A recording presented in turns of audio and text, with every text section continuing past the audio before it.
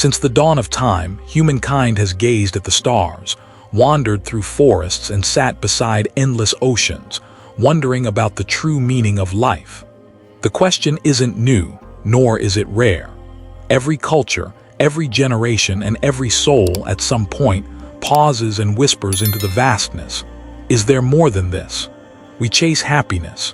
We build kingdoms, fall in love, climb mountains, and dive into oceans of knowledge, hoping to find that elusive sense of completeness. But no matter how high we climb or how deep we dive, suffering waits quietly in the shadows, a silent companion to every heart. Illness, aging, loss, disappointment, anxiety about the future, regrets about the past. These are the common threads woven into the fabric of every human life. Even in moments of joy, there's an unspoken awareness that nothing lasts forever. The ancient texts called this dukkha, a word in Pali that means much more than simple suffering. It captures the fundamental unsatisfactoriness of life itself, the restless itch beneath every pleasure, the crack in every beautiful thing. For centuries, thinkers and seekers sought to answer life's deepest riddles. Some turned to the gods, some to nature, and others to the intoxicating chase of wealth and power. Yet the world's most profound teachers realized a simple truth: no external achievement could ever fill the emptiness we carry within. Among those teachers, one man changed everything. Over 2,500 years ago, a prince named Siddhartha Gautama left his palace, his family, and his comforts to uncover why people suffer, and whether it was possible to be free from it. What he discovered would echo across generations, not just as philosophy but as a living, breathing path toward peace. He called it Nirvana. But what is Nirvana? Is it a paradise in the clouds, a reward after death, a mystical place hidden in some forgotten corner of the universe? Or could it be something else entirely, something closer, quieter, and infinitely more profound? You see, most of us imagine liberation as an escape, a final destination where problems dissolve and pleasures remain eternal. But what if true freedom wasn't about escape at all? What if it was about waking up right here, in this very moment, to a different way of seeing, a different way of being? The Buddha didn't promise gold-paved heavens or endless delights. He offered something far more valuable, an end to the very mechanism that causes us to suffer. Not by changing the world around us, but by transforming the world within. Imagine for a moment a flame flickering in the wind. The flame dances, it grows, it shrinks, sometimes bright, sometimes dim depending on the conditions that surround it. Our minds are like that flame, constantly reacting to the winds of praise and blame, gain and loss, pleasure and pain.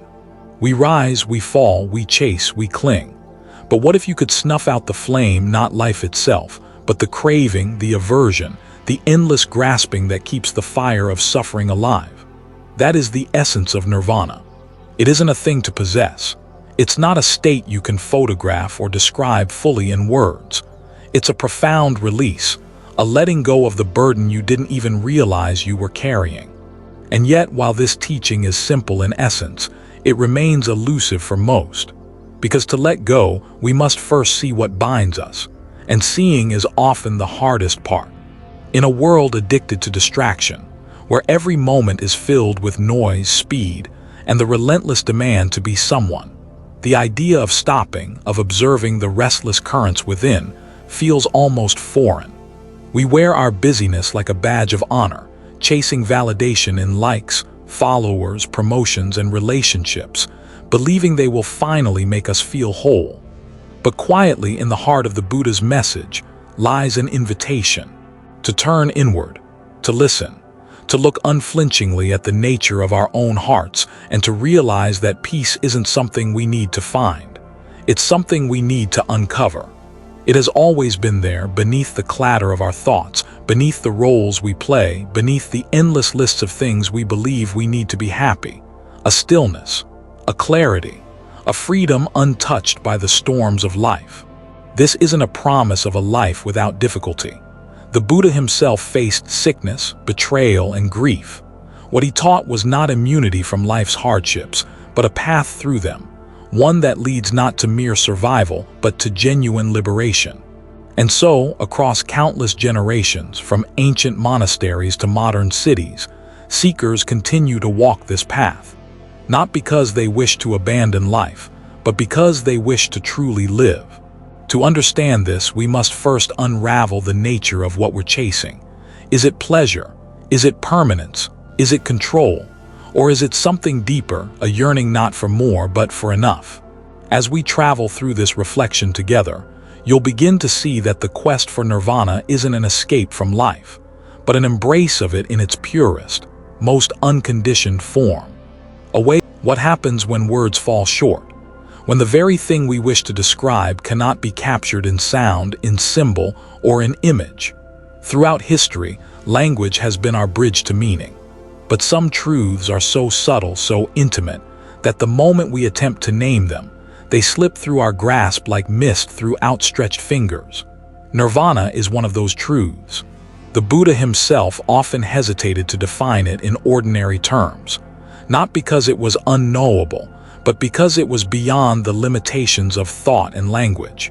In fact, one of the Buddha's frequent teachings was the danger of clinging to concepts, even beautiful ones.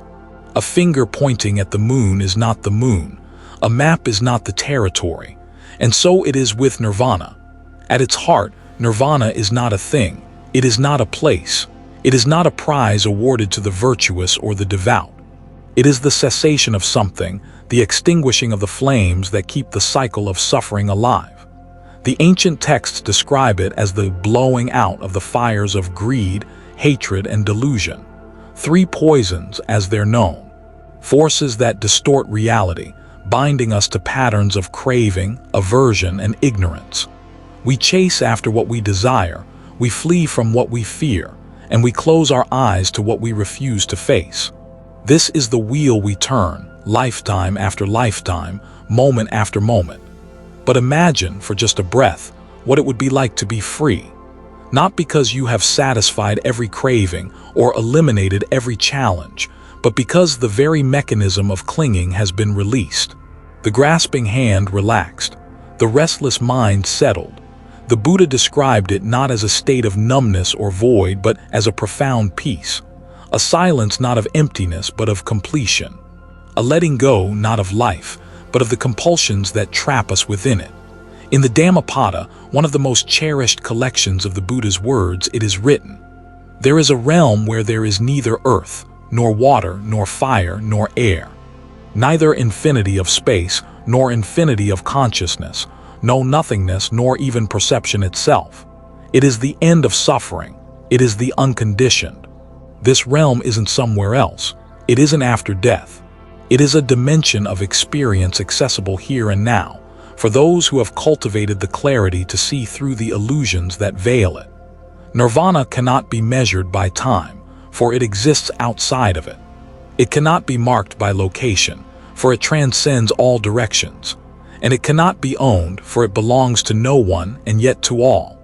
It is the final turning point of the human heart, from grasping to release, from delusion to wisdom, from becoming to simply being. Many have tried to translate it. Some have called it the ultimate peace. Others, the deathless state. Some even the supreme bliss. But each word, however beautiful, falls short. Because nirvana is not an idea to believe in, but an experience to awaken to. Perhaps the closest way to approach it is through metaphor. Imagine a man trapped in a burning house, running from room to room, seeking escape, yet each door he opens leads to another blaze. He is frantic, desperate, and every moment he delays, the flames grow hotter. But then, in a single clear instant, he stops. He sees a window wide open. No longer running, no longer grasping, he steps through the frame and leaves the fire behind. The house is life as we know it, a beautiful, terrifying, fleeting place of constant change. The fire is our craving, our attachment to how things should be, our refusal to accept what is. And the window, that is nirvana. Not a place to go, but a shift in perception. A release of what binds us. It is why in Zen Buddhism, a single moment of insight, satori, is described as being like returning home after a long journey, realizing you were never truly lost. But this isn't to say that nirvana is an experience of detachment or coldness. Quite the opposite. The person who has touched nirvana moves through the world with deeper compassion, greater wisdom, and unshakable peace. Because once you've seen the nature of fire, you no longer fear its flicker. You understand that joy and sorrow, birth and death, gain and loss, are not obstacles to life, they are life. And with that understanding, the endless struggle softens. The Buddha emphasized that nirvana isn't a reward for good behavior, nor a mystical prize for the chosen few. It is the natural fruit of a mind free from illusion, accessible to any who genuinely walk the path. And so, the ancient masters spoke in riddles and silence, in paradox and poetry, trying to express the inexpressible. A Zen teacher once held up a single flower before his disciples. Without a word, most were puzzled. One smiled, and in that quiet smile, wisdom was passed, because some things are not meant to be explained but lived. And so, as we continue this journey, it's not enough to simply know what nirvana is in theory. We must learn to craving. It's the silent architect of our restlessness. It shapes our choices, fuels our ambitions, and haunts our quiet moments. It's the unseen thread woven through every desire, every fear, every moment we whisper to ourselves, if only. And so, if liberation means the end of craving, how do we get there? The Buddha, in his boundless compassion, laid out a path. Not a commandment, not a blind doctrine, but a living, breathing guide to freedom.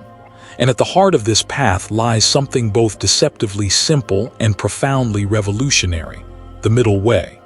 It was born from experience. After years of indulgence as a prince and years of severe asceticism as a wandering seeker, Siddhartha Gautama realized that neither extreme led to peace. One enslaved the body with pleasure, the other punished it with deprivation. Both, in their own way, were acts of craving, one craving for gratification, the other for annihilation. And so, one moonlit night beneath the branches of a bodhi tree, he resolved to abandon both, not to renounce the world but to see it clearly, not to numb his senses but to understand their nature. This insight became the essence of the middle way, a life of balance, wisdom, and clarity, a path neither drowned in indulgence nor scorched by denial. But how do we walk such a path in a world of extremes, where every billboard, every headline, every voice seems to demand we either chase or flee, grasp or reject? The Buddha offered an elegant eightfold answer. The noble eightfold path, not 8 steps taken in order, like stones across a river, but 8 interwoven strands of a single thread. A way of living, seeing, and being. Let's unravel them together. Right view. Not about clinging to beliefs, but about perceiving reality as it is. To see the impermanence of all things. To understand that suffering arises from attachment and craving, and that peace is possible through letting go. Right intention. The quiet pulse behind our actions. To move through the world with compassion, harmlessness, and renunciation of ill will.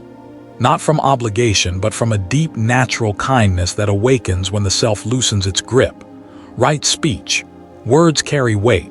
They can wound, deceive, or uplift. To speak truthfully, gently, and meaningfully, to choose silence over idle chatter and sincerity over flattery, is a radical act of mindfulness. Right action. Our choices shape our world. To act ethically, avoiding harm, honoring life, and living with integrity, is not about rules but about recognizing our shared humanity, our interwoven fates. Right livelihood. Earning a living in a way that does not deepen suffering for oneself or others. A livelihood that aligns with one's values, refusing to profit from exploitation or cruelty. Right effort. Not striving, not apathy, but a steady, compassionate energy directed toward the wholesome. To abandon unskillful habits, to nurture the seeds of wisdom and kindness already within us. Right mindfulness.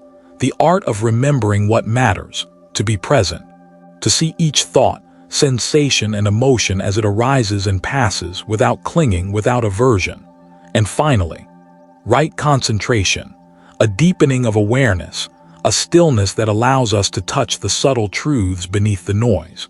Not escapism, but intimacy with life's true nature.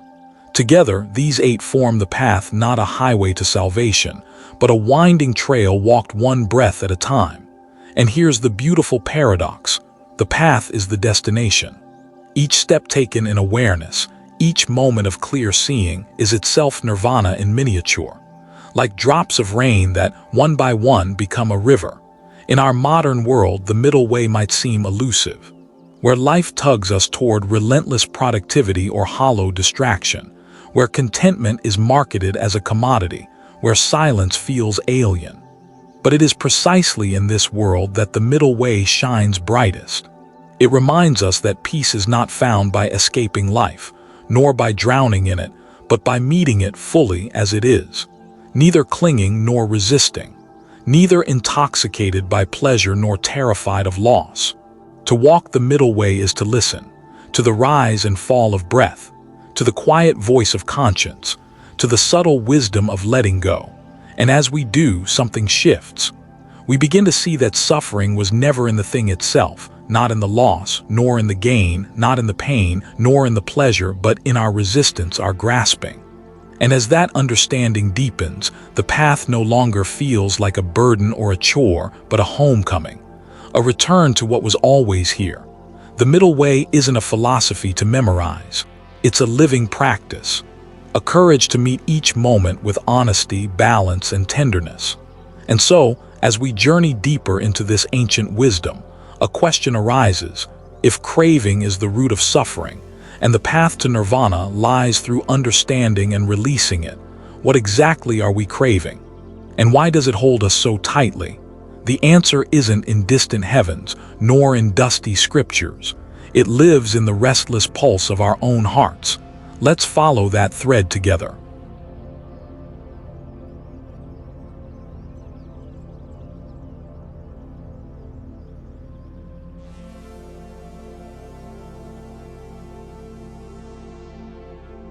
Imagine this for a moment, a space within you so vast, so still, that no desire could tether it, no sorrow could stain it, and no fear could enter it, a space untouched by the ceaseless push and pull of the world. This is what the ancients called nirvana. But what actually happens when one attains it? What becomes of a person who steps beyond craving, beyond clinging, beyond the restless machinery of becoming? In a world obsessed with destinations, nirvana is not a prize to be claimed, but a reality to be realized here, in this very life. And perhaps the most beautiful paradox is this: when one reaches nirvana, nothing happens in the way we expect it to. There's no trumpet of the gods, no grand ascension to celestial realms, no glittering badge of enlightenment pinned upon your chest. Instead, something far subtler, far more profound unfolds. The fire of craving, which has fueled countless lifetimes of becoming, quietly goes out. The Pali word nibbana literally means to extinguish. Like a flame that once danced furiously in the dark, suddenly realizing the darkness was never its enemy, and so it rests. But what is extinguished is not life itself, nor consciousness, nor joy. It is the burning, the insatiable hunger to grasp, to cling, to possess, to escape.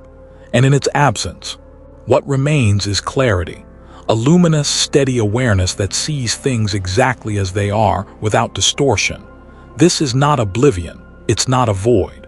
In fact, it's often described as the ultimate fullness, a freedom so complete it defies the dualities of existence and non-existence, life and death, self and other.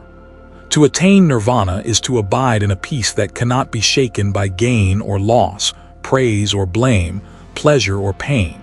It's to move through the world but no longer be of it. The great masters spoke of it like this: it's like a lotus blooming untouched in muddy waters. The lotus exists in the same world as everything else. Storms rage, seasons shift, yet it floats, serene, untainted. Those who have touched nirvana don't vanish from life. They often continue to walk among us, teaching, tending to the sick, laughing with children, sitting beneath ancient trees. But something essential within them has irrevocably shifted. Where there was once fear, there is spaciousness. Where there was craving, contentment. Where there was clinging, a soft, effortless release. The Buddha himself, after his awakening beneath the Bodhi tree, described this state as the unshakable deliverance of the heart. It's as if the prison walls have fallen away, and you realize you were never truly imprisoned. You see, suffering wasn't in the world itself, but in the mind's resistance to it. In the endless push and pull, the I want this, I don't want that. The ceaseless becoming. And when that resistance dissolves in a single moment or gradually over years, what's left is simply this: the immediacy of life, unfiltered, radiant in its simplicity. And perhaps the most astonishing realization is this: there was nothing to attain after all. The treasure we sought in heavens and philosophies, in rituals and austerities, had always been here, veiled by the restless dust of craving. To attain nirvana is not to become something new, but to remember something ancient. A stillness beneath the noise, a light beneath the flickering shadows. And so the question isn't, what happens when one attains nirvana? But rather, what happens when you stop believing you are apart from it? When the idea of I and mine loosens its grip, the world remains as it is, rivers still flow, stars still burn, leaves still fall, but the heart is no longer tossed about by them. The waves rise and fall, but you realize you are the ocean. This is the quiet revolution of awakening. And yet, this isn't a story reserved for ancient sages in distant forests. It's a possibility held within each restless breath, each aching longing, each tender moment of letting go. Even now, as you listen, as your mind reaches toward these words or resists them, there is a space beneath it all, a quiet awareness watching unmoved. That is the doorway. And so, as we move forward, another question arises: if this freedom is so immediate, so intimately near, what keeps us running in circles? Why does craving return again and again, shaping our lives like invisible hands? The answer lies in understanding the nature of craving itself, its origin, its fuel, and perhaps most importantly, how it binds us to the endless wheel of samsara. Let's turn our gaze there next. So here's the thing. Whenever we hear about something as elusive, as sacred, as profound as nirvana, our minds, so conditioned by stories and images, can't help but imagine it through familiar shapes. And in doing so, we often get it completely wrong. Across centuries, even devout practitioners and scholars have fallen prey to illusions about what nirvana truly is. It's not surprising. The human mind is hungry for certainty, for clear definitions. But nirvana defies both. Let's unravel some of these misconceptions together, not to shame them, but to gently clear the dust from a window that was always open to the sky. Misconception 1. Nirvana is a place. We love destinations, be it heaven, paradise, or the summit of a misty mountain. So naturally, many believe nirvana must be some secret realm where the awakened retire after death, a hidden paradise where suffering cannot reach. But this is a misunderstanding. Nirvana isn't a location you can travel to. It's not somewhere you go when you've done enough good deeds or prayed hard enough. In fact, the Buddha spoke of nirvana as a state of being, a way of existing in the world or beyond it, free from the chains of greed, hatred, and delusion. It's not found in distant heavens. It blooms right here in the heart capable of letting go. Misconception 2. Nirvana is annihilation. The word extinguishing can scare people. Wait, does this mean I cease to exist? Is nirvana a kind of eternal nothingness? This fear comes from mistaking the death of craving for the death of being. But the Buddha was clear. What extinguishes in nirvana isn't your consciousness or your life force. It's the burning. The fires of craving, aversion, and ignorance, the causes of suffering, are what fade away. What remains is a clear, unobstructed awareness, not an obliteration but a luminous, unshakable peace. It's not the end of life, but the end of suffering within life. Misconception 3. Nirvana is only for monks and hermits. It's tempting to believe this.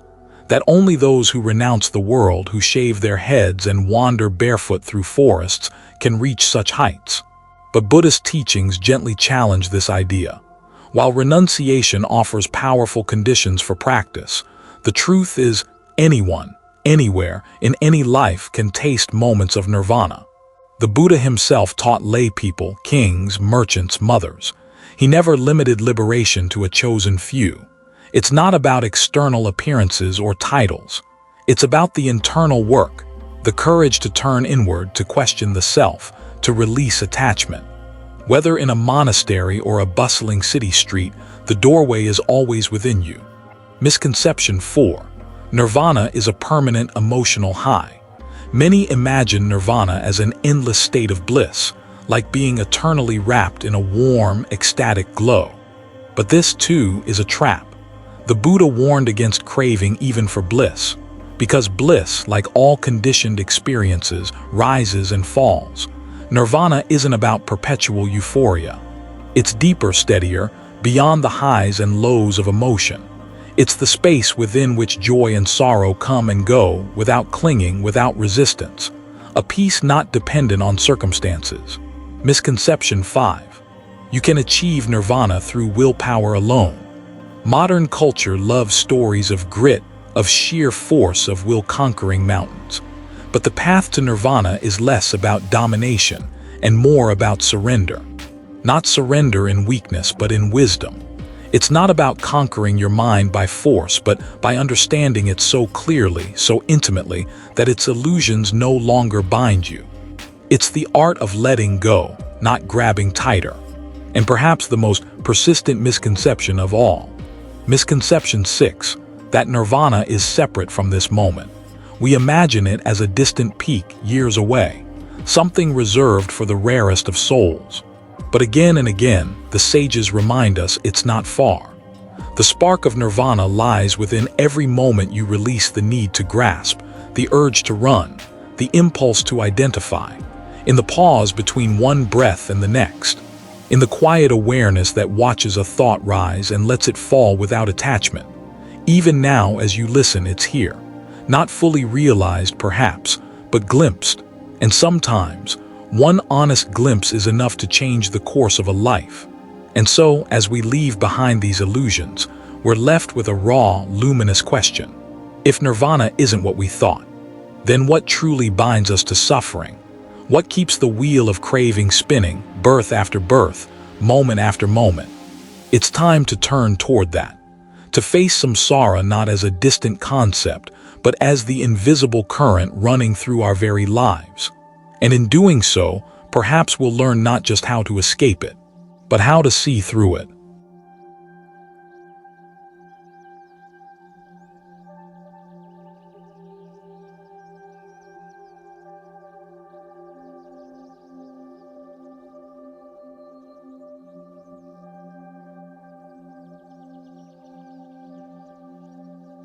For a figure whose words have shaped entire civilizations, whose teachings crossed oceans and centuries, it's curious, isn't it, that when it came to the heart of his message, to nirvana itself, the Buddha spoke in riddles, in silences, and in metaphors.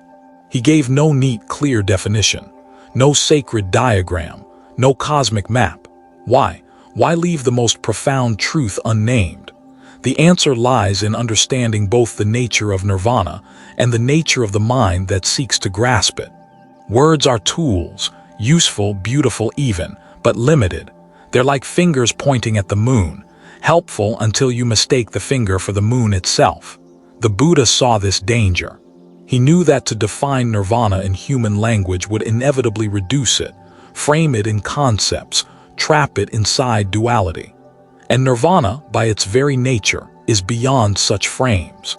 Imagine trying to explain the taste of water to someone who has only known salt, or the color blue to a person born blind.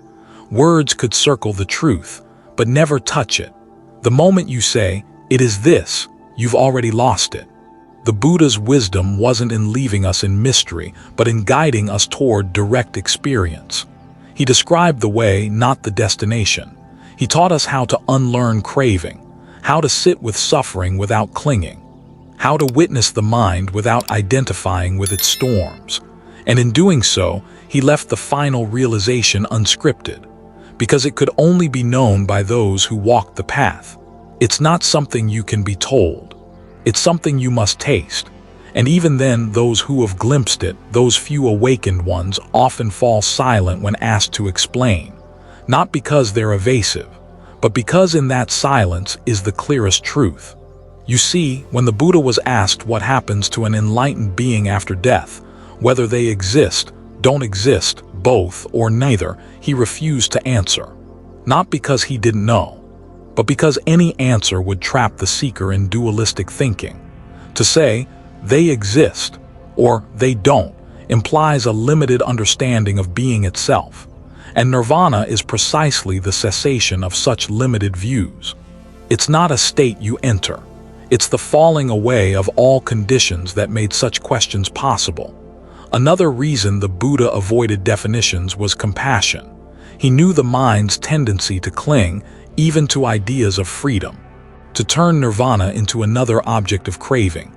If I meditate hard enough, if I do all the rituals, I'll achieve it, and then I'll be special, untouchable, superior. But this is just ego dressed in spiritual robes. Another illusion to be discarded. The Buddha wanted to free beings from the cycle, not feed it new forms. And so, he spoke of nirvana indirectly, as the unborn, the unconditioned, the deathless, as the extinction of craving, hatred, and delusion, as peace beyond description, but never as a commodity to be acquired, never as a title to be claimed, because the truth is, what you seek isn't hidden. It's simply obscured by the seeking itself. And when the seeking stops, when the grasping hand opens, what remains is what's always been. Call it nirvana, or don't. It makes no difference. The experience transforms you, not because of the word, but because you realize there was never a separate you to begin with. And so, the Buddha's silence wasn't a gap in wisdom. It was wisdom itself, a living teaching, spoken without words. In that silence, something shifts. The mind pauses, the heart listens, and for a moment perhaps you sense it, a vastness, a clarity, not out there but here, right where you sit. And that is where our path inevitably leads. As we draw closer to the end of this journey, one question remains. What happens when this nirvana is realized? Does one leave this world forever? Or is there something deeper still? Let's step into that mystery together. Some journeys are not meant to end. They don't arrive at a final destination. They don't conclude with a trophy or a title or even an answer. They are the kind of journeys that, by walking them, change the very one who walks. This is the path to nirvana, not a straight road, not a staircase to climb, but a letting go of illusions, of certainties, of the self we've spent lifetimes protecting. As we've seen, nirvana isn't a place you can point to on a map. It's not a reward waiting at the end of a virtuous life. It's a silent freedom woven into every moment should we choose to notice it. And yet, though unseen, it calls to us. In the stillness of a sleepless night, in the ache of longing for something more, in the quiet questions we dare not ask aloud. Is this all there is? Why do I suffer? Who am I really? These questions are not burdens, they're invitations.